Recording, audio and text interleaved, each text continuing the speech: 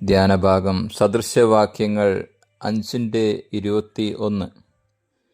മനുഷ്യന്റെ വഴികൾ യഹോവയുടെ ദൃഷ്ടിയിലിരിക്കുന്നു, അവന്റെ പാതകളൊക്കെയും അവൻ തൂക്കിനോക്കുന്നു. പ്രസ്തുത അധ്യായം പരസ്ത്രീയെയും അവളുടെ വഴികളെയും അവളുടെ അടുക്കൽ പോകുന്നവർക്ക് സംഭവിക്കുന്ന കാര്യങ്ങളെയും കുറിച്ചാണ് വിവക്ഷിച്ചിരിക്കുന്നത്. അങ്ങനെയുള്ള വഴി നാശത്തിലേക്ക് മനുഷ്യരെ നയിക്കുന്നു. അത് അകാല മരണത്തിലേക്കും നിത്യനാശത്തിലേക്കും നയിക്കുന്നു. ഇങ്ങനെയുള്ള ദുർമാർഗത്തിൻ്റെ വഴിയിൽ സഞ്ചരിക്കുന്നത് മൂലം മനുഷ്യർ വൈദ്യശാസ്ത്രത്തിന് സുഖപ്പെടുത്തുവാൻ കഴിയാത്ത മാരകമായ പല രോഗങ്ങൾക്കും വിധേയരായിത്തീരുന്നു. പരസ്ത്രീ എന്നത് ലോകത്തെയും പ്രതിപാദിക്കുന്നു. ലോകത്തിൻ്റെ വഴി നിത്യനാശത്തിൽ കൊണ്ടെത്തിക്കുന്നു. യഥാർത്ഥ വഴി ക്രിസ്തുവാകുന്നു എന്ന് തിരുവെഴുത്ത് ഉദ്ഘോഷിക്കുന്നു.